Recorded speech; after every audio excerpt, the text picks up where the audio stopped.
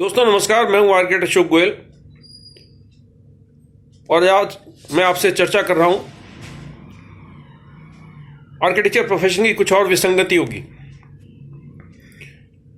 हिंदी की एक कहावत है, बेगानी शादी में अब्दुल्ला दीवाना। एक और कहावत है, तू कौन मैं खामा खां। मैं इन दो कहावतों का क्यों जिक्र कर रहा हूं, विस्तार से समझाता हूं। बहुत से लोग मेरे से प्रश्न पूछते हैं, अशोक जी, ना तो आप काउंसिल ऑफ आर्किटेक्चर में किसी वरिष्ठ पोस्ट पे हो, बल्कि आप किसी भी पोस्ट पे नहीं हो, ना ही आईआईए के किसी भी चैप्टर में आप कोई पद हासिल किए हुए हो।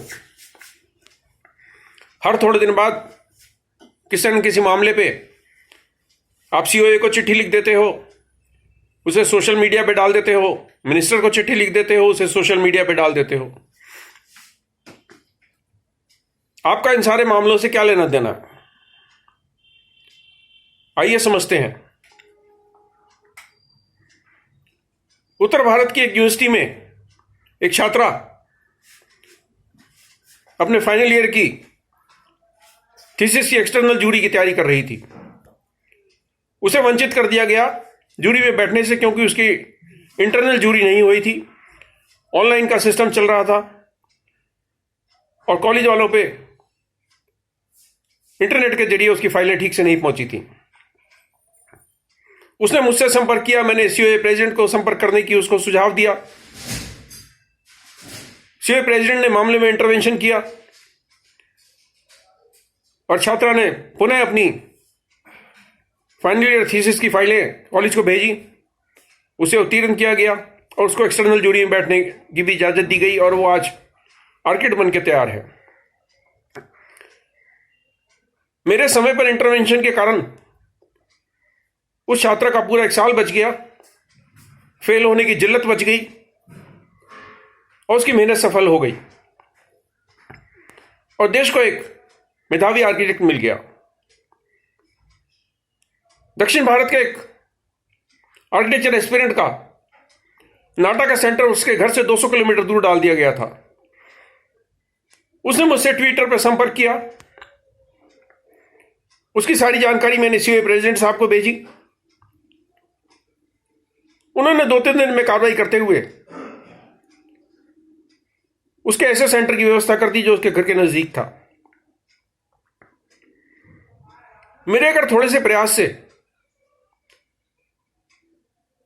कोई विसंगति अगर दूर हो जाती है तो मैं बेगानी शादी में अब्दुल्ला बनने के लिए तैयार हूं। मुझे कोई तू कौन मैं खामा खा कहे, मैं तैयार हूं। अभी कल ही मैं एक दक्षिण भारत के एक कॉलेज की वेबिनार में विद्वान लोगों की बात सुन रहा था। दक्षिण भारत के एक आर्किटेक्ट ने कहा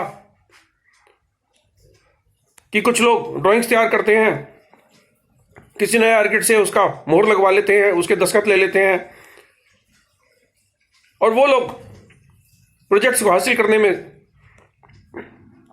सक्षम हो जाते हैं जो खुद क्वालिफाइड आर्किटेक्ट नहीं है। उसमें 5-6 पैनलिस्ट और बैठे हुए थे। हमारे हरियाणा के आईआईए के प्रेसिडेंट और उत्तर भारत से काउंसिल में सदस्य पुनीत सेठी जी थे। दक्षिण भारत के जयसिंह साहब थे और कई विद्वान उसके अंदर थे। इस मामले पर किसी ने एक शब्द की टिप्पणी नहीं करी। फर्जी आर्किटेक्ट के मामले में किसी ने एक शब्द की टिप्पणी नहीं करी। दुनिया भर की बातें करते रहे। आर्टिफिशियल इंटेलिजेंस की बात करते रहे। महामारी के बाद आर्किटेक्चर कैसे चलेगा, प्रोफेशन कैसे चलेगा, उसकी बात करते रहे। किसी ने एक शब्द नहीं बोला कि आर्किटेक्चर के क्षेत्र में जो फर्जी आर्किटेक्ट घुसपैठ कर रहे हैं उसकी रोकथाम के लिए ये सारे विद्वान क्या सोचते हैं। 2021 सेशन के लिए महाराष्ट्र में आर्किटेक्चर कॉलेज में ढेरों सीटें, 43% सीट्स खाली चली गई, क्योंकि वो बच्चे नाटा नहीं क्लियर कर पाए थे, लेकिन वो जेई पेपर 2 में अच्छे अंक लेकर बैठे थे। मैंने इस मामले को उठाया है कि जब जेईई पेपर 2 का इम्तिहान के स्कोर के आधार पर आप एडमिशन नहीं दे रहे, तो इस इम्तिहान को रद्द क्यों नहीं कर दिया जाए। सिर्फ नाटक के इम्तिहान के आधार पर ही देश भर में आर्किटेक्चर कॉलेज में एडमिशन होने चाहिए। इस बाबत मैंने मिनिस्ट्री ऑफ एजुकेशन को पत्र लिखा है, काउंसिल ऑफ आर्किटेक्चर को पत्र लिखा है। ये सारे काम इंडियन इंस्टीट्यूट ऑफ आर्किटेक्ट को करने चाहिए। जो काउंसिल ऑफ आर्किटेक्चर में आईआईई के प्रतिनिधि बैठे हैं उनको करना चाहिए। जो काउंसिल ऑफ आर्किटेक्चर में आर्किटेक्चरल इंस्टीट्यूशंस के प्रतिनिधि बैठे हैं उनको करना चाहिए, या अलग अलग राज्यों के जो प्रतिनिधि काउंसिल ऑफ आर्किटेक्चर में सदस्य की तरह हैं उनको करना चाहिए। क्या मैं ये सोच के चुप रह जाऊं कोई कुछ नहीं करता तो मैं भी कुछ ना करूं। अभी हाल ही में एक और व्यक्ति मेरे संपर्क में आया, उसने बैचलर ऑफ आर्किटेक्चर किया है, एमटेक किया है आईआईटी रुड़की से और पीएचडी की तैयारी कर रहा है वो एनआईटी पटना से। Netaji Subhash university of technology में उसने आर्किटेक्चर फैकल्टी के लिए एप्लीकेशन दी, उसके पेपर सही पाए गए, वहां पर इम्तिहान हुआ, 120 लोगों में से 20 लोग जो चुने गए उसमें वो चुना गया,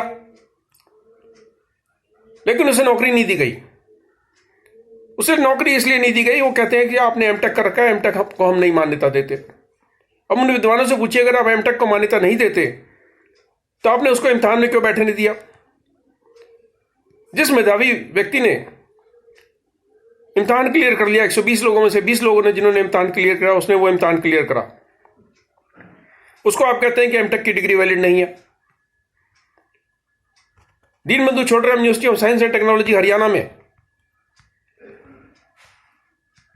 यह सरकारी कॉलेज है, सरकारी यूनिवर्सिटी है, उसमें एमटेक की डिग्री हासिल किए हुए एक व्यक्ति ने आर्किटेक्चर फैकल्टी में एसोसिएट प्रोफेसर की पोस्ट हासिल की हुई है। Deenbandhu Chhotu Ram University of Science and Technology में 2 प्रोफेसर ऐसे हैं जिनकी पीएचडी को भारत में मान्यता प्राप्त नहीं है। एक प्रोफेसर साहिबा ने एमबीईएम की डिग्री प्राप्त की हुई है। काउंसिल ऑफ आर्किटेक्चर ने मेरे को आरटीआई में बताया कि एमबीईएम की डिग्री मान्य नहीं है एमआरएच के स्टूडेंट्स को पढ़ाने के लिए। इस तरह की विसंगतियों को मैं सामने ला रहा हूं और मैं समझता हूं कि इस तरह के मामलों को कारपेट के नीचे नहीं धकेल देना चाहिए, सामने लाना चाहिए, ताकि अथॉरिटीज को अगर जानकारी नहीं है तो उनको जानकारी प्राप्त हो। अथॉरिटीज में कुछ लोग गड़बड़ी कर रहे हैं तो उन गड़बड़ियों पर रोकथाम हो। मिनिस्ट्री को जानकारी नहीं है, काउंसिल ऑफ आर्किटेक्चर को जानकारी नहीं है, तो उनके सदस्यों को जानकारी मिले और इस मामले में जो सुधार होने हैं वो हो। जिन लोगों को इन सुधारों से लाभ होगा, जिन लोगों को हरेसमेंट से बचाव होगा,